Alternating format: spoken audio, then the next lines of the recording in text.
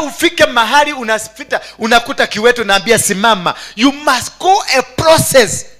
Lazima utengenezwe ndio nikuje niseme God has done it. God has done it. Go home and believe in God. Na ukifika nyumbani inafanyika. Nimefanyiwa kazi. Wacha kuniangalia tu kwa sababu naona nafanya kitu. Naona anza kukuja kupretend kufanya kama mimi.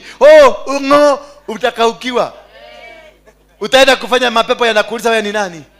Yes, wewe ni nani? Waruge tunamjua na Yesu tunamjua. Wewe ni nani? Ati hola baba. Rika! Amka katika jina la Yesu Kristo. Amka katika jina la Yesu Kristo. Amka katika jina la Yesu. Utakauka, mdomo utakauka. Utaanza kurusha mate, kurukishia watu mate. Because umekauka. Utapatia watu corona bure hapa. Kubali upitishiwe process. Tengenezwa. Mwambie mesako kutengenezwa. Udwe vizuri, noiwa Kemani. Kubali kutengenezwa. Nimesikia vizuri sana hapa nyume fulani umekuwa kwa pale. Taiba ega, ndo ndako hekinya gacai ni gukena tondu imumia kiongo. You know, yes, paka tunyoroswe because we have a way. Kuna kazi iko mbele yetu kubwa sana.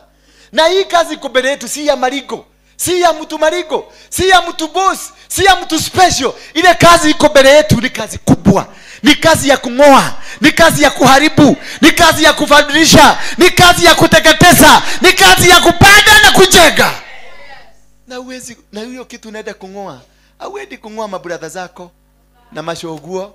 Hapana, unaenda kungoa mavitu. Karakta yako kwanza lazima ingolewe. Your character, your desire, maisha yako, style, walking style. Ile unaendaga ni kama umeweka button za kutembea. Lazima ingolewe utembee kama binadamu. Mtu inageria kila Bwana asifiwe. Lazima ungolewe.